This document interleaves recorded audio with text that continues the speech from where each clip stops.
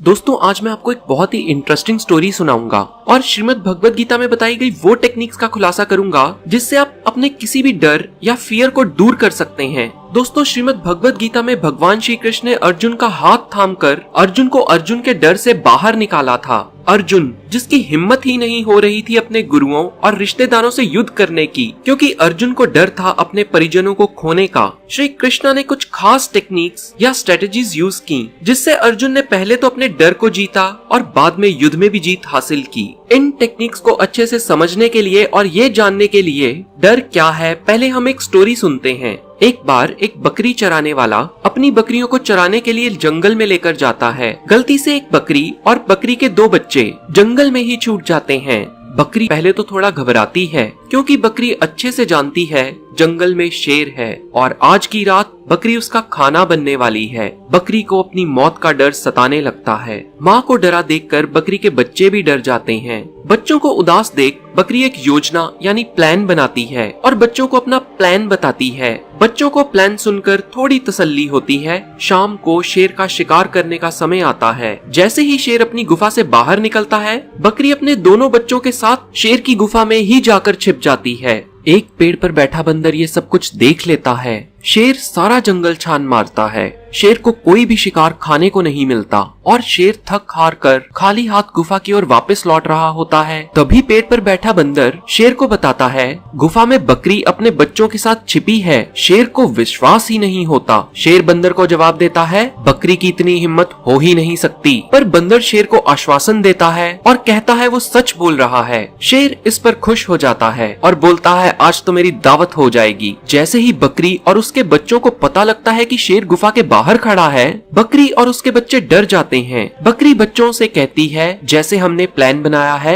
बिना डरे वैसे ही करना। जैसे ही शेर गुफा की ओर कदम बढ़ाने लगता है, अंदर से आवाज आती है माँ माँ हमें बहुत भूख लगी है। बकरी बच्चों से कहती है धैर्य रखो, अभी शेर मामा आ जाएंगे, तब हम उन्हें नोच नोच कर खाएंगे। शेर ये सुनकर डर जाता है और बंदर को फटकार लगा के पूछता है सच बता गुफा में कौन है। बंदर फिर आश्वासन देता है अंदर बकरी ही है। शेर बंदर को गुस्से से कहता है हो ही नहीं सकता, बकरी की इतनी हिम्मत नहीं हो सकती कि वो मेरी गुफा में चली आए और मेरे अंदर आने का इंतजार करे। बंदर फिर कहता है कि वो सच बोल रहा है, अंदर बकरी ही है। शेर बंदर से कहता है अगर ये सच है तो तू भी मेरे साथ अंदर चल। शेर को गुफा के अंदर जाते डर लग रहा था, इसीलिए शेर ने बंदर को अपने साथ चलने को कहा। बंदर भाग ना जाए इसीलिए शेर ने बंदर को अच्छे से पकड़ लिया। शेर डरा हुआ था। शेर को डर था उससे भी ताकतवर कोई जानवर उसकी गुफा के अंदर है। शेर की आगे बढ़ने की हिम्मत ही नहीं हो रही थी, इसीलिए शेर ने उल्टा चलना शुरू कर दिया ताकि मुसीबत पड़ने पर वो तेजी से भाग खड़ा हो।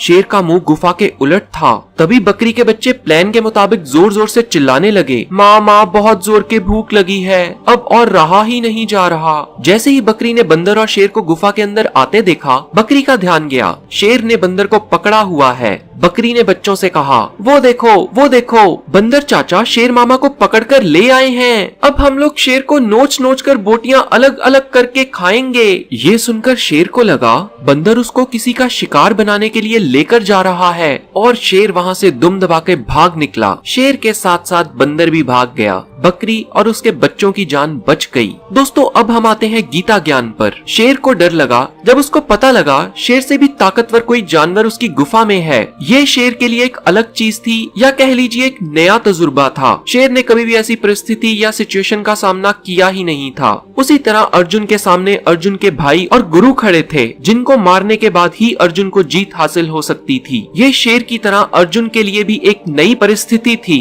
इसको हम मॉडर्न भाषा में कंफर्ट जोन कहते हैं, यानी वो सिचुएशन जिससे हम लोग कंफर्टेबल हैं या कह लीजिए आदी हैं और हम उसी में रहना चाहते हैं। डर से छुटकारा पाने के लिए जरूरी है हम इससे बाहर आएं। अर्जुन अपने डर से बाहर आया, उसके लिए अर्जुन को अपने डर का सामना करना पड़ा। अगर शेर पीछे मुड़कर देख लेता तो शेर की भी डर से मुक्ति निश्चित थी, पर शेर अपने डर का सामना ही नहीं कर पाया। अगर शेर पीछे मुड़कर देख लेता तो उसको ज्ञान हो जाता कि गुफा में कौन है, पर शेर की डर का सामना करने की हिम्मत ही नहीं थी और अंत में शेर हार गया या कह लीजिए शेर भी बकरी बन गया। दोस्तों भगवान श्री कृष्ण भगवद गीता के 5th चैप्टर के 15th श्लोक में कहते हैं ज्ञान अज्ञान से ढका हुआ है, उसी से आम लोग मोहित हो रहे हैं। दोस्तों उधर बकरी है जो देखने में शेर के आगे बहुत ही कमजोर है, लेकिन बकरी ने बिना फल की चिंता किए अपना कर्म किया। जब बकरी गुफा के अंदर थी, बकरी ने अपना बेस्ट दिया। बकरी ने केवल ये सोचा वो इस समय क्या कर सकती है अपनी और अपने बच्चों की जान बचाने के लिए। बकरी ने एक बार भी नहीं सोचा कि वो नाकामयाब हो गई तो उसका क्या होगा।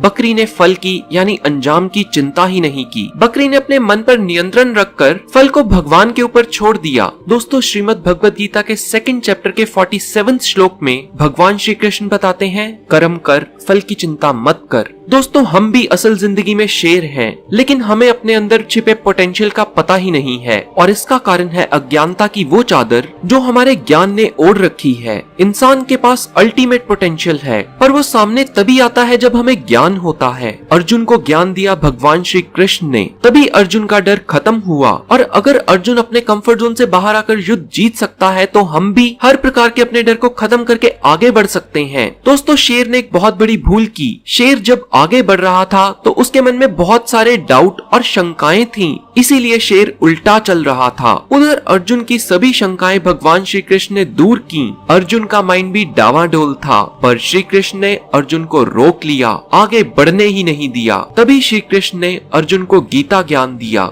दोस्तों इस वीडियो को हम कंक्लूड कर सकते हैं, अज्ञानता से डर पैदा होता है, ज्ञान डर को दूर करता है। केवल डर का सामना करके ही डर को खत्म किया जा सकता है, और डर का सामना तभी किया जा सकता है जब हम अपने कंफर्ट जोन से बाहर आएं। दोस्तों इसको भी एग्जाम्पल के साथ देखते हैं। मान लीजिए एक व्यक्ति को स्टेज पर चढ़ के लोगों के सामने लेक्चर देने में बहुत डर लगता है। सबसे पहले उस व्यक्ति को उस टॉपिक पर अच्छे से ज्ञान हासिल करना होगा जिस पर वो लेक्चर देना चाहता है।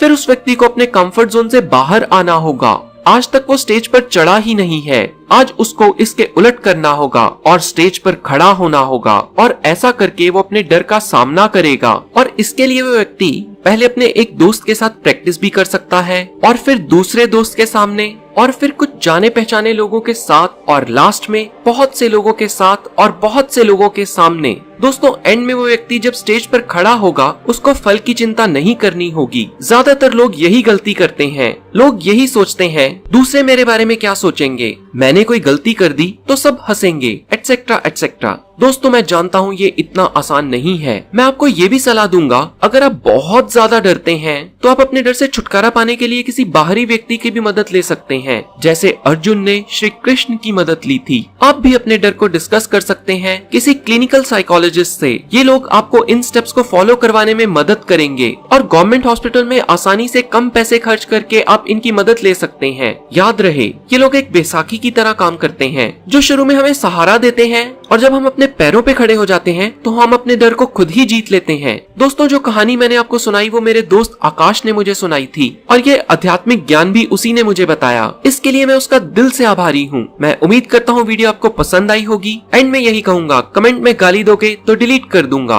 और जय श्री कृष्ण लिखोगे तो रिप्लाई करूंगा। इस वीडियो को लाइक करके हर उस व्यक्ति के साथ शेयर कीजिए जो अपने डर से बाहर आना चाहता है, और जिसको भी आप निडर देखना चाहते हैं। मैं आपको फिर मिलूंगा ऐसे ही किसी वीडियो में। जय श्री कृष्ण।